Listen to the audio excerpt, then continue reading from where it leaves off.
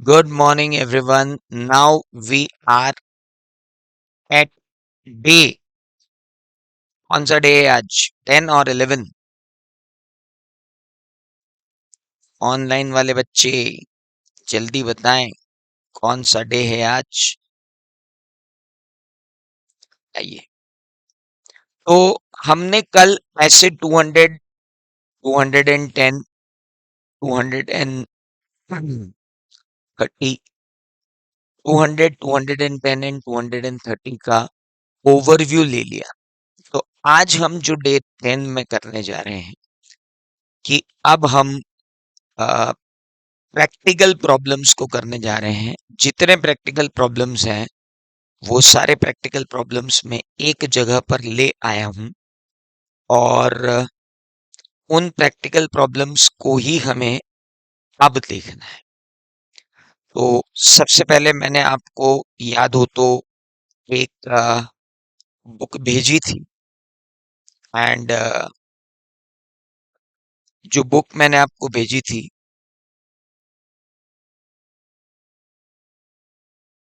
Just a minute,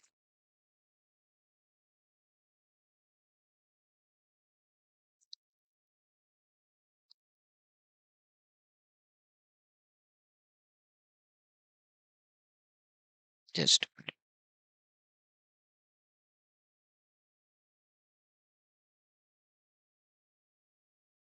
yes, ऐसे 200 पर ये बुकलेट मैंने आपको दी थी। इस बुकलेट में बहुत सारे प्रैक्टिकल क्वेश्चंस हैं जिनको हमको देखना है। तो आइए सबसे पहले चलते हैं। Mister x, practicing chartered accountant, accept the audit of PQR Limited, where his wife is managing director. Comment. पहली बात तो अगर ये क्वेश्चन आ जाता है तो सीए फाइनल में आपका नॉलेज वर्किंग नॉलेज नहीं है, आपका नॉलेज सीए फाइनल के अंदर जो है वो एक्सपर्ट नॉलेज है। पहली बात तो मिस्टर एक्स जो प्रैक्टिसिंग चार्टर्ड अकाउंटेंट है, उन्होंने पीक्यूआर लिमिटेड का ऑडिट एक्सेप्ट कैसे कर लिया जब उनकी श्रीमती वहां पर क्या थी? Managing director. क्योंकि 141 सेक्शन के अंदर जो डिस्क्वालिफिकेशंस दी गई हैं ऑडिटर की, उन डिस्क्वालिफिकेशन में अगर रिलेटिव की मैनेजरियल पर्सन है तो आप ऑडिट एक्सेप्ट नहीं कर सकते। अच्छा, इसके बाद कोड ऑफ एथिक्स जो मैंने अभी नहीं पढ़ाया है, उस कोड ऑफ एथिक्स के फर्स्ट शेड्यूल के फर्स्ट पार्ट के क्लॉज नंबर 9 में लिखा हुआ है कि जब तक 141 सेक्शन कंप्लाई करे बिना अगर आप ऑडिट एक्सेप्ट कर लेते हैं तो दैट इज ऑल्सो देयर। उसके बाद सेकंड शेड्यूल के अंदर बोला गया है कि अगर रिलेटिव का सब्सटेंशियल इंटरेस्ट होता है और आप अगर ऑडिट एक्सेप्ट कर लेते हो तो वो भी कोड ऑफ इथिक्स का वायलेशन है। तो अभी कोड ऑफ इथिक्स को छोड़ो, कंपनी ऑडिट को छोड़ो, अभी हम किस एंगल से जा रहे हैं? अभी हम जा रहे हैं ऐसे 200 के एंगल से, हम अभी जा रहे हैं एसक्यूसी 1 के एंगल से। पहली बात तो यहाँ पर फेमिलियरिटी थ्रेट है जो आपकी ऑब्जेक्टिविटी को अफेक्ट करती है, और जो आपकी ऑब्जेक्टिविटी को अफेक्ट करती है तो आपको ये अपॉइंटमेंट एक्सेप्ट ही नहीं करना चाहिए। और अगर आपने किया है तो ये ऐसे 200 का वायलेशन है, ऐसे 220 का वायलेशन है, एक्सक्यूसी 1 का वायलेशन। तो बेटा जी पहले आपको ये देखना पड़ेगा कि क्वेश्चन ओपन एंडेड है या क्लोज एंडेड। अगर वो इस क्वेश्चन को पूछता है कोड ऑफ इथिक्स से तो आंसर अलग है, अगर कंपनी ऑडिट के लिए पूछता है तो आंसर अलग है, और स्टैंडर्ड्स ऑन ऑडिटिंग के लिए पूछता है तो आंसर अलग है। और अगर इन तीनों चीजों के बारे में नहीं बोलता है तो अपन तीनों चीजों लिख के आएंगे, क्योंकि अपने को मालूम नहीं है कि ये किसके बारे में बोल रहा है। ओ, हेलो मेरे फाइनल वाले बच्चों, कुछ समझ में आया क्या बोला मैंने? ये अब सीए फाइनल है, यहाँ पर ऐसा काम नहीं चलेगा कि इसका आंसर ये है। आइए, mister Hari Vari the owner of small company asked lazy and company chartered accountant to conduct an audit within 1 week. so that financial statement will be ready for income tax return as date of filing return is near. Lazy and company demanded for double fees as compared to previous year and accepted the engagement.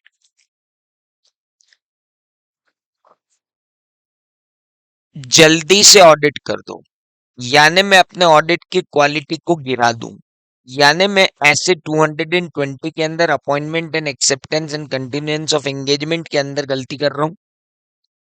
दूसरी बात, वो हमसे ये कह रहा है कि आपको डबल फीस दे देंगे, तो डबल फीस देना और कम क्वालिटी का काम करना तो इंटीग्रिटी के भी अगेंस्ट है अंडर ऐसे 200। और क्या ये प्रोफेशनल बिहेवियर कहलाएगा इथिकल रिक्वायरमेंट के अंदर जो आप ये कर रहे हो भाई साहब, कि फीस डबल कर दो जल्दी ऑडिट कर देंगे? ना तो ये इथिकली रिक्वायरमेंट के हिसाब से सही नहीं है। इथिकल रिक्वायरमेंट में इंटीग्रिटी और प्रोफेशनल बिहेवियर दोनों ही स्टेक पर हैं, और कम समय में ऑडिट पूरा करना, क्वालिटी से कॉम्प्रोमाइज करना, ये ऐसे 220 का वायलेशन। तो one has to be very clear कि हमको लिखना क्या है। आपको मालूम है आपके प्रैक्टिकल क्वेश्चंस के 3 स्टेजेस होते हैं। एक होता है प्रोविजन, एक होता है कोरिलेशन, एक होता है कंक्लूजन। तो पहला पार्ट होगा प्रोविजन। प्रोविजन में हम लिखेंगे एज पर ऐसे 220 firm should not accept the appointment as auditor if firm does not have sufficient time to due discharge its duties. Further, SC 200 requires that ethical requirement of integrity and objectivity are not to be compromised in any circumstances. And if someone overrides the commercial aspects over integrity and objectivity, that would always be a violation of ethical requirements according to SC 200.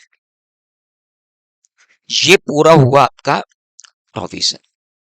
Provision के बाद क्या आएगा? Correlation. Correlation में क्या लिखेंगे? Hurry and worry want their audit within 1 week and chartered accountant accepted the same at double of the fees. First of all, chartered accountant is compromising with his quality and overriding the commercial interest over the objectivity, and that is not a professional behavior and ethical requirement as per SC 200. Hence there is a violation of SC 200.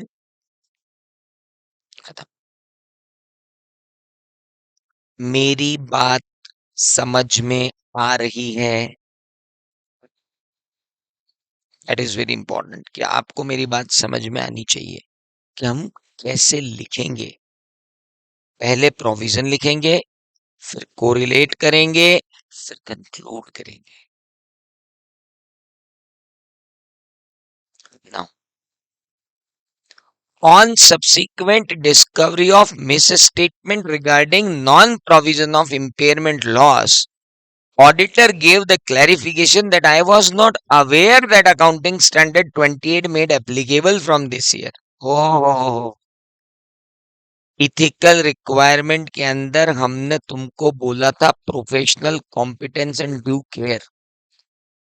Auditor must acquaint about the latest development in the field of accounting and auditing, and ignorant about that applicability of AS itself shows that you are not complying with the principle of professional competence and due care.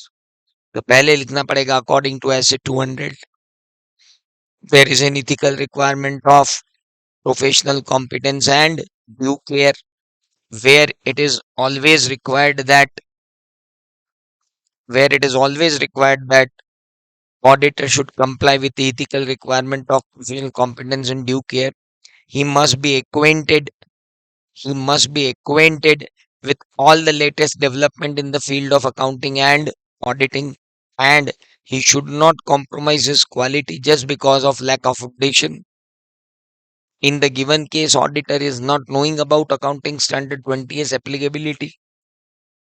Hence, he is lacking in professional competence and due care and violating the standards on auditing 200. Very simple. क्या आपको मेरी बात समझ में आ रही है online live at home बच्चों?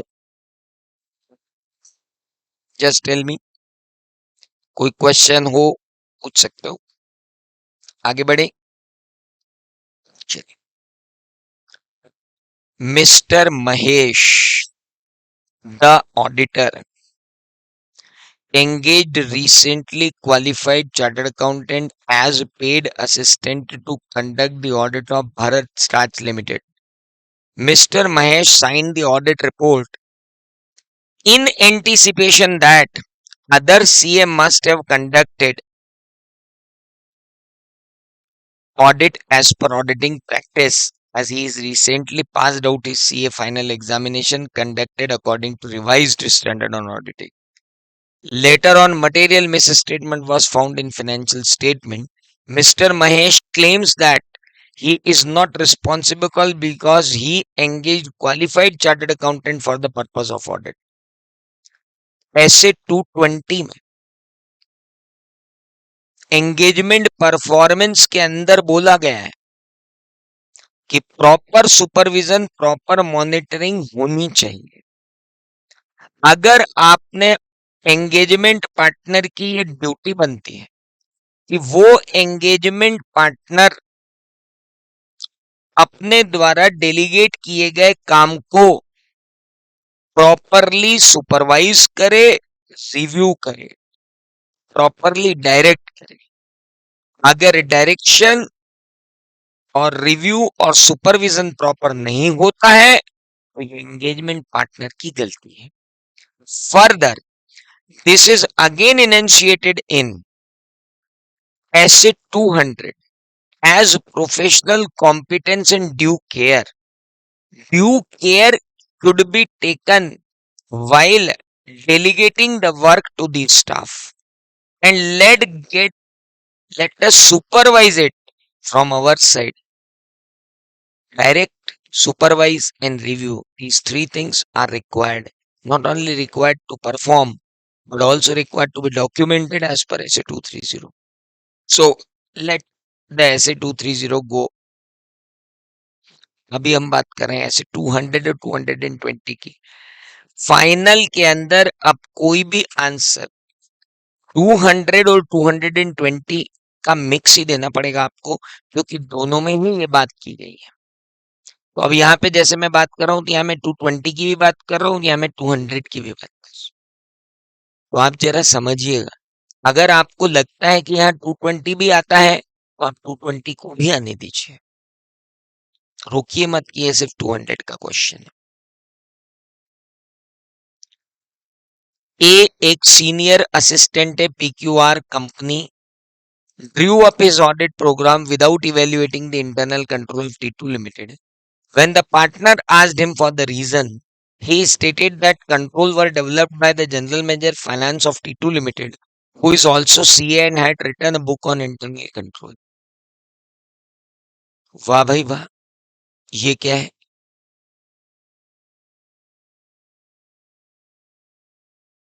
Internal control का एप्रोप्रिएटली डिजाइन होना, क्या इस बात की गारंटी है कि टेस्ट ऑफ कंट्रोल लगाने की जरूरत नहीं है? अब अगर सीनियर असिस्टेंट ये कह रहा है कि साहब जिसने इंटरनल कंट्रोल बनाया है उसने बहुत अच्छा लगाया है, तो हमको बोलना पड़ेगा कि प्रोफेशनल कॉम्पिटेंस और ड्यू केयर में हमको इस बात का ध्यान रखना पड़ेगा कि चीजों को हम वैसा एक्सेप्ट नहीं कर सकते जैसा उन्होंने बताया।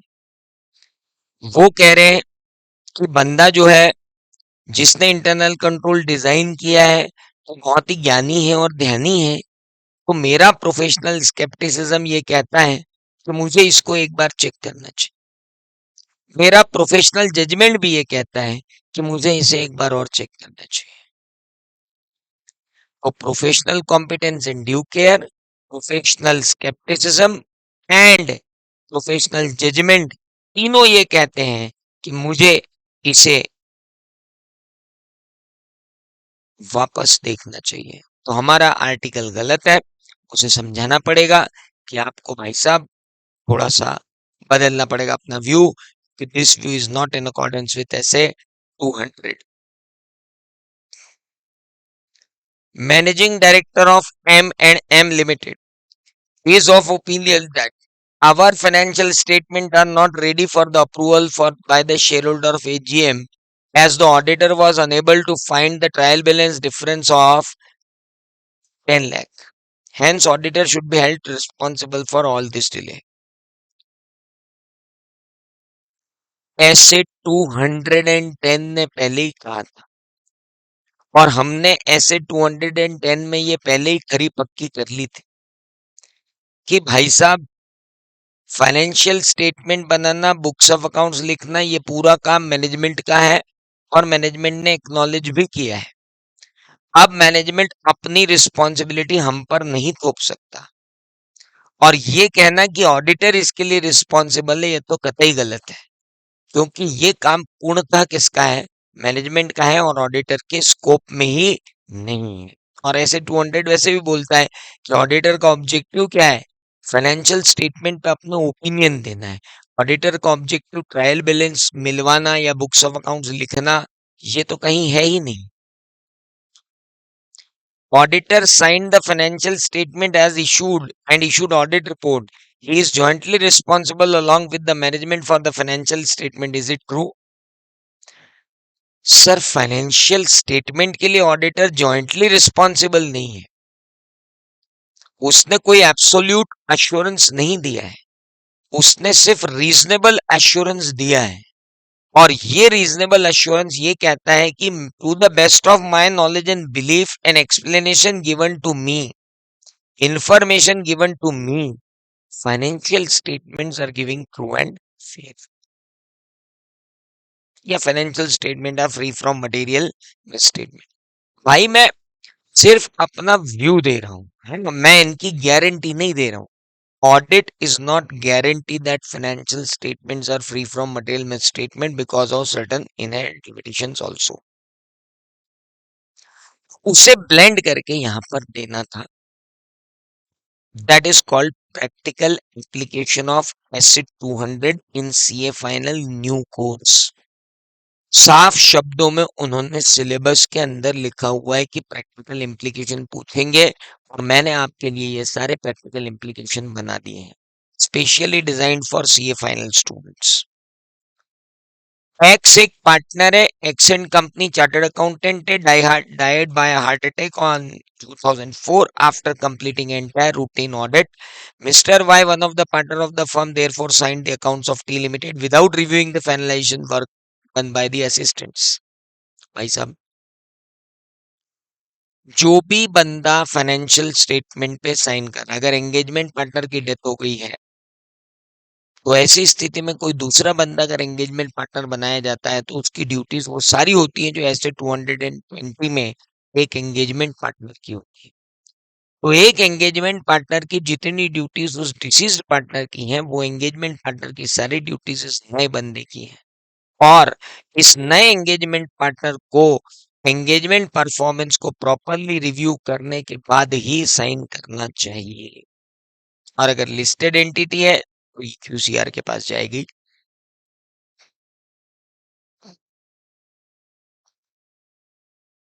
What will be position of auditor in the following cases? Why the auditor of X Private Limited, in which there are 4 shareholders only, who are also the directors of the company, on account of bad trade and for reducing the expenses in all direction, director ने Y से कहा कि थोड़ी सी reduce कर लो fees, और ये भी कहा कि आपने जितना डेप्थ में पिछली बार ऑडिट किया था उतना डेप्थ में मत करो, थोड़ा सा कम कर लो। बताओ मैं क्या लगाऊं इसमें?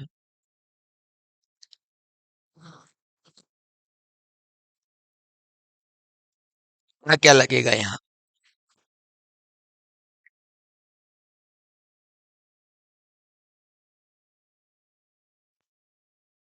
सीधा है भाई साहब। आप मुझसे फीस कम करने का कह रहे हो, चलो वहां तक तो ठीक है। आप मेरा स्कोप कम कर रहे हो, आप मेरी क्वालिटी से कॉम्प्रोमाइज कर रहे हो। भाई साहब, ऐसे 200 जो ऑब्जेक्टिव ऑफ ऑडिटर है, उसने तो मुझे कहा है कि टर्म्स ऑफ एंगेजमेंट जो भी होंगी they can not override the legislation. Relevant legislation के ऊपर तो टर्म्स ऑफ एंगेजमेंट ओवरराइड कर ही नहीं सकती। ऐसे 210 मुझे बोलता है कि जब तक सामने वाला पूरा खरा पक्का ना कर दे कि वो सारी जानकारी नहीं देगा, तब तक कोई बात ही नहीं। और इन सब का बाप जो ऐसे 220 है, वो ये कह रहा है कि भाई साहब क्वालिटी तो मेंटेन करनी पड़ेगी ना। Commercial interest can not override the objectivity. कितनी बड़ी लाइन SQC1 और SA 220 दोनों ने बोल दी, और हमने पढ़ी पिछले 8 दिनों में। तो वो लाइन का यहाँ आना जरूरी है। So what would be the position of auditor in following case? The auditor should not accept such an assignment because auditor के स्कोप पर रिस्ट्रिक्शन लग ही नहीं सकता। और रिस्ट्रिक्शन वो भी कमर्शियल एस्पेक्ट्स को लेकर के आके, तो वो तो ऐसे 220 भी नहीं होने देगा और ऐसे 200 भी नहीं होने देगा। और ऐसे 210 भी बोल रहा है कि अगर स्कोप पे रिस्ट्रिक्शन हो और आपके ओपिनियन पे फर्क पड़ता हो तो आप ऑडिट लो ही मत। तो भाई, अब आप एक्सपर्ट हो, अब आप किसी एक पैसे का नाम लिख के बात नहीं कर सकते हो। आप जनरल प्रिंसिपल एंड रिस्पॉन्सिबिलिटीज की बात कर रहे हो। आपको ऐसे 220 भी लेना पड़ेगा, ऐसे 200 भी लेना पड़ेगा, जरूरत पड़ेगी तो ऐसे 210 भी लेना पड़ेगा। ये सारे प्रैक्टिकल क्वेश्चन खाली ऐसे 200 के नहीं है। जहां जहां जिस जिस ऐसे का रेफरेंस आएगा, वहां वहां वो ऐसे हम लगाएंगे। तो आप जरा क्लैरिटी से यहां पर रहें, ये मेरी आपसे विनती है। तो ये था स्पेसिफिकली ऐसे 200 ऐसे 200 के साथ ब्लेंडिंग किसकी, जहां मेन हीरो कौन था, ऐसे 200, लेकिन साइड हीरो में कौन चलते रहे, 220 और 210। अब आते हैं 210 के क्वेश्चन। ये बुक आपके पास अभी आ रही है।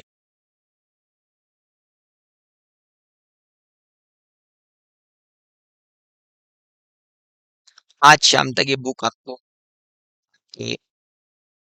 अपडेट हो जानी है। जियो प्राइवेट लिमिटेड एक बिजनेस है टेलीकॉम का, और वो सिग्निफिकेंट ऑपरेशन करते हैं across India, predominantly central India में। Statutory auditor of the company have been continuing for last 3 years and have been issuing clean report. For the financial year 31st March 2020, statutory auditor commenced their work in March 2020 as per discussion with management and with a plan to complete the audit by first week of May 2020. Audit team concluded that work as per the agreed timeline and the financial statement and audit report were signed on 5th May 2020 along with the engagement letter for financial year of 31st March 2020. In given situation, please advise which of the following would be correct. भैया, engagement letter for financial year ended 31 March 2020 कब sign हो रहा है, 5 मई को, audit conclude होते समय। ये तो बहुत ही घटिया क्वेश्चन, पर अब इसका आंसर भी आना चाहिए। The engagement letter should have been signed before commencement of audit work. The engagement letter should have been signed at least a day before signing of the audit report. The engagement letter should have been signed at least day before signing the financial statement. The engagement letter is optional in case of private limited company, hence can be signed. भाई साहब, engagement letter should have been signed before the commencement of audit work. Audit work के commencement से पहले sign होना चाहिए। अब ऐसा MCQ अगर आपको आ गया तो आप तो बोल ही दोगे। आओ अपन तो प्रैक्टिकल प्रॉब्लम्स की बात करें। मिस्टर रामेश्वर कपूर एक चार्टर्ड अकाउंटेंट है, has been appointed as a statutory auditor by ABC Private Limited for the audit of their financial statement for the year ended 1920. Has been appointed as statutory auditor of ABC Private Limited 19-20 के लिए. Company has mentioned in the audit terms that they will not be able to provide internal audit report to Mr. Rameshwar during the course of audit. Further, company also imposes some limitation on scope of Rameshwar. What are the preconditions Mr. Rameshwar should ensure before the accepting or refusing the proposal? Also advise कि क्या रामेश्वर को accept कर लेना चाहिए. भाई साहब पहले तो प्रीकंडीशन स्टूडेंट ऑडिट लिखनी पड़ेगी, और उसके बाद ये जो बोल रहे हैं कि इंटरनल ऑडिटर को ये नहीं देखने देंगे, हम कुछ और रिस्ट्रिक्शन डाल रहे हैं. तो भाई अगर ये कोई रिस्ट्रिक्शन डाल रहे हैं जो मेरे ओपिनियन बनाने में बाधा पैदा करेगा, तो मैं ऐसा कोई भी असाइनमेंट एक्सेप्ट ही नहीं करूंगा. अगर आप मेरे स्कोप पर रिस्ट्रिक्शन लगाओगे, वो भी मेरा एंगेजमेंट शुरू होने के पहले, तो भाई साहब मैं आपका ऑडिट एंगेजमेंट एक्सेप्ट ही नहीं करूंगा. नमस्ते. I am not going to accept anything, क्योंकि आप मेरे स्कोप पर रिस्ट्रिक्शन लगा रहे हो. मुझे वो मंजूर ही नहीं है, क्योंकि ऐसे 210 मुझको कहता है मैं ऐसा कुछ कर ही नहीं सकता. दोस्तों प्रैक्टिकल एप्लीकेशन समझ में आ रहे हैं? चलिए. एक्स एक कंपनी चार्टर्ड अकाउंटेंट की है जो एंगेज्ड है पीक्यूआर एंड कंपनी के द्वारा for auditing their accounts. He sent his letter of engagement to board of director, which was accepted by the company. In course of audit of company, auditor was unable to obtain appropriate audit evidence regarding receivable. Client request for a change in the terms of audit engagement. भाई साहब आप मुझसे अगर audit engagement की terms में change चाहते हैं और उस चेंज से एक laser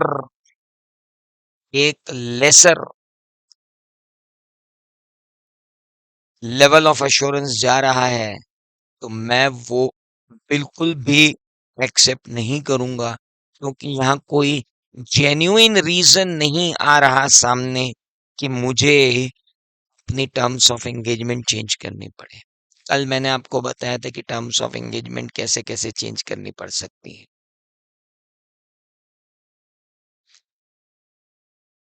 Mr. Z, Director Z Limited are requesting Mr. X, the practicing CA, to accept the audit on the terms that he should not report the fixed asset in his report.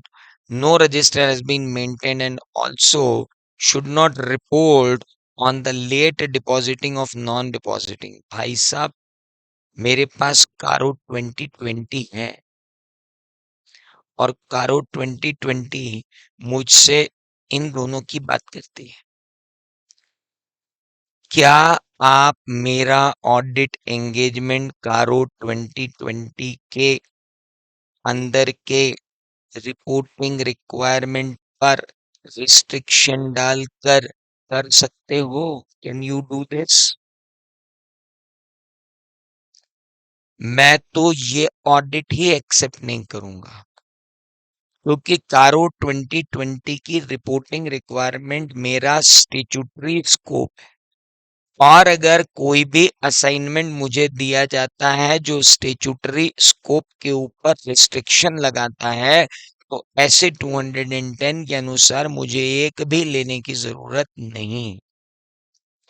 और अगर मैं ले लेता हूं तो ये ऐसे 210 का वायलेशन तो है ही, साथ में ऐसे 200 में मैं प्रोफेशनल बिहेवियर भी नहीं कर रहा हूं और प्रोफेशनल जजमेंट भी नहीं ले रहा हूं. और फिर ऐसे 220 के अंदर मैं एक्सेप्टेंस ऑफ एंगेजमेंट करते समय देख भी नहीं रहा हूं कि मुझे एक्सेप्ट करना चाहिए या नहीं करना चाहिए। तो अगर साथ में एक एक लाइन के वो दोनों भी लिख देते हैं तो कोई मेरा ख्याल है बुरा नहीं होगा, ऐसा मेरा मानना है। It is requested by mister Y, managing director of Z, to the auditor of P, mister P, please perform your remaining audit on the basis of photocopies of books of accounts and vouchers as they are seized by the income tax department last day। Mister P ने कहा कोई बात नहीं, मुझे उनसे confirmation मंगवा दो। Kindly get me the confirmation from them कि उन जो फोटोकॉपी आई हैं वो वही हैं जो उनके पास है, मैं उस पर भी ऑडिट करने हूँ। मैनेजमेंट ने रिफ्यूज कर दिया, हम कोई कंफर्मेशन प्रोवाइड नहीं करेंगे। ऑडिट एक्सेप्ट करने के बाद आपके स्कोप पर रिस्ट्रिक्शन आ गया है कि आपको वो रिलायबल सोर्स ऑफ इंफॉर्मेशन नहीं दे रहे हैं, रिलायबल इंफॉर्मेशन नहीं दे रहे हैं। और आप कह रहे हैं रिलायबल इंफॉर्मेशन के लिए आप इनकम टैक्स डिपार्टमेंट के अधिकारियों से लिखवा के दे दीजिए, तो वो भी नहीं कर रहे। It means they are indirectly putting restriction on scope of your audit. वो आपके ऑडिट पर रिस्ट्रिक्शन पुट ऑन कर रहे हैं। और अगर वो आपके ऑडिट पर रिस्ट्रिक्शन पुट ऑन कर रहे हैं जिसके कारण आपका ओपिनियन एक्सप्रेस करना मुश्किल हो गया है, तो ऐसे 210 खुद कहा है कि आप ऐसे ऑडिट एंगेजमेंट से खुद को अलग कर लीजिए, विड्रॉ फ्रॉम द एंगेजमेंट, त्याग पत्र दे दीजिए, और अगर वो देना संभव ना हो तो डिस्क्लेमर ऑफ ओपिनियन दे दीजिए। कौन मना कर रहा है आपको?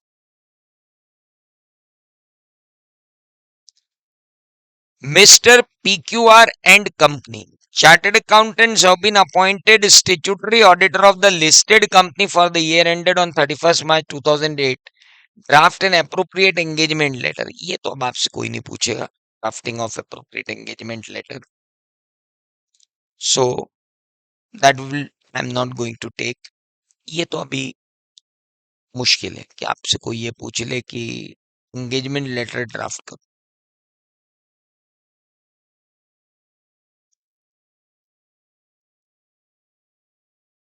ये बुक आप तक अभी इसीलिए नहीं आई।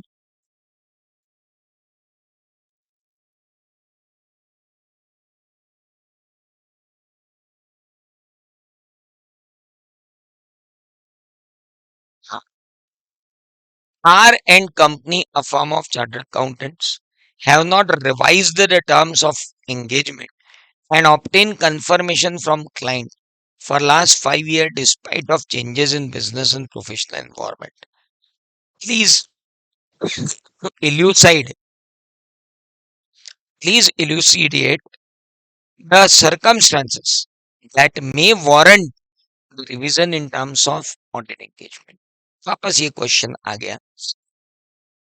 आर एंड कंपनी एक फर्म ऑफ चार्टर्ड अकाउंटेंट्स है जिसने रिवाइज ही नहीं की है टर्म्स ऑफ एंगेजमेंट और ऑप्टेन कर ली है confirmation from terms of engagement and obtain confirmation from client from last 5 years।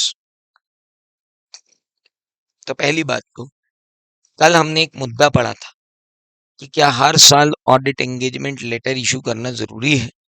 तो भाई साहब, हर साल ऑडिट एंगेजमेंट लेटर इशू करना जरूरी नहीं है। किस केस में? रिकरिंग ऑडिट्स के केस में। लेकिन ऑडिट एंगेजमेंट लेटर इशू कर देना चाहिए नीचे लिखे हुए सर्कमस्टांसेस में।